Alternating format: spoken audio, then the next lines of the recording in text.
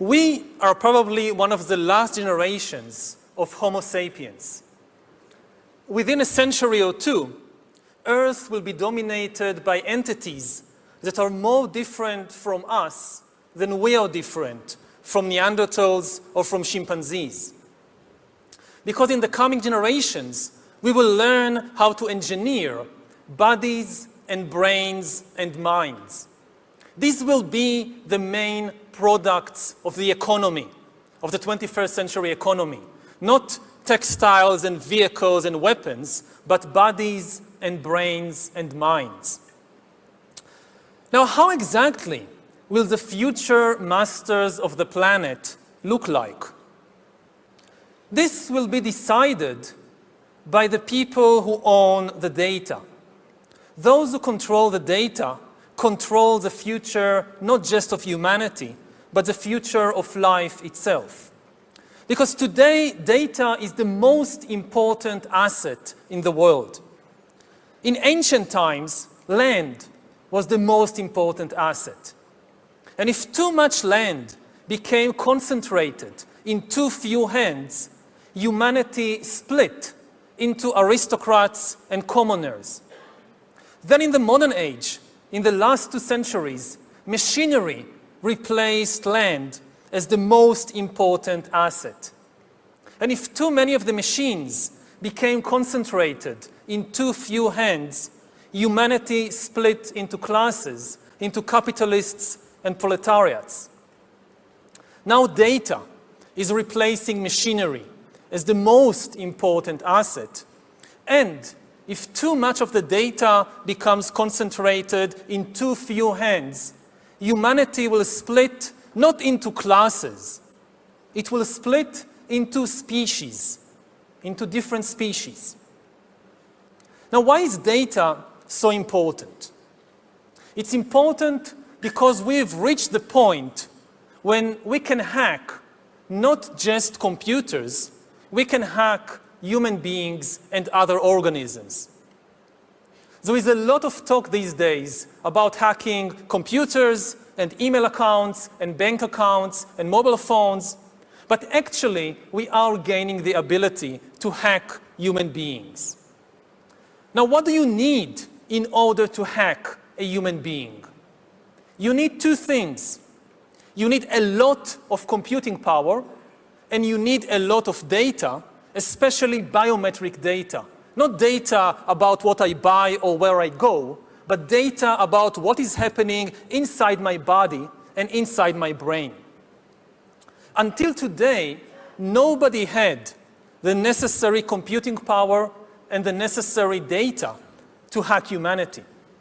Even if the Soviet KGB or the Spanish Inquisition followed you around everywhere, 24 hours a day, watching everything you do, listening to everything you say, still, they didn't have the computing power and the biological knowledge necessary to make sense of what was happening inside your body and brain and to understand how you feel and what you think and what you want. But this is now changing because of 2 simultaneous revolutions. On the one hand, advances in computer science, and especially the rise of machine learning and AI, are giving us the necessary computing power. And at the same time, advances in biology, and especially in brain science, are giving us the necessary understanding, biological understanding. You can really summarize 150 years of biological research since Charles Darwin in 3 words. Organisms are algorithms. This is the big insight of the modern life sciences, that organisms, whether viruses or bananas or humans, they are really just biochemical algorithms. And we are learning how to decipher these algorithms. Now, when the 2 revolutions merge, when the infotech revolution merges with the biotech revolution, what you get is the ability to hack human beings. And maybe the most important invention for the merger of infotech and biotech is the biometric sensor that translates biochemical processes in the body and the brain into electronic signals that a computer can store and analyze. And once you have enough such biometric information and enough computing power, you can create algorithms that know me better than I know myself. And humans really don't know themselves very well. This is why algorithms have a real chance of getting to know ourselves better. We don't really know ourselves. To give an example, when I was 21, I finally realized that I was gay after living for several years in denial.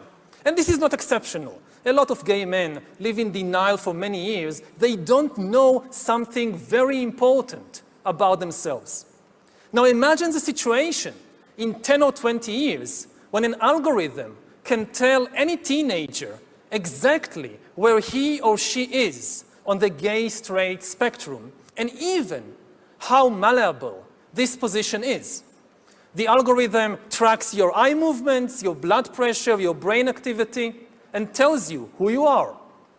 Now maybe you personally wouldn't like to make use of such an algorithm, but maybe you find yourself in some boring birthday party of somebody from your class at school, and one of your friends has this wonderful idea that I've just heard about this cool new algorithm that tells you your sexual orientation, and wouldn't it be a lot of fun if everybody just takes turns testing themselves on this algorithm as everybody else is watching and commenting?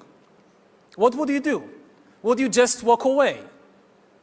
And even if you walk away, and even if you keep hiding from your classmates or from yourself, you will not be able to hide from Amazon and Alibaba and the secret police.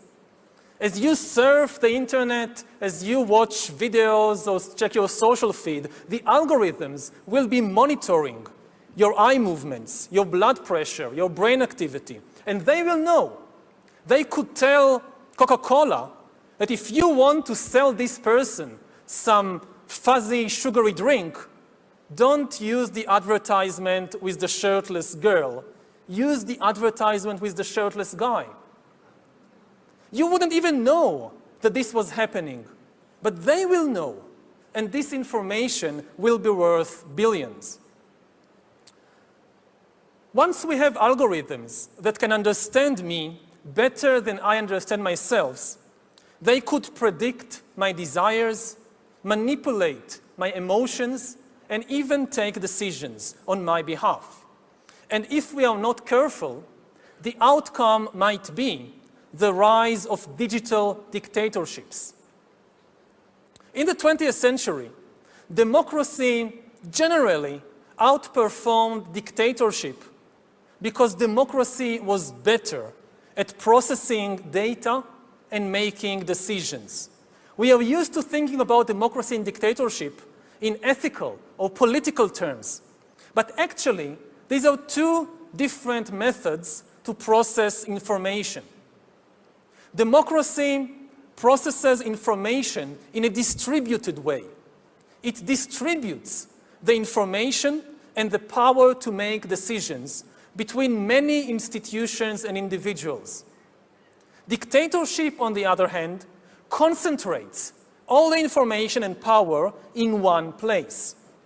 Now, given the technological conditions of the 20th century, distributed data processing worked better than centralized data processing, which is one of the main reasons why democracy outperformed dictatorship and why, for example, the US economy outperformed the Soviet economy.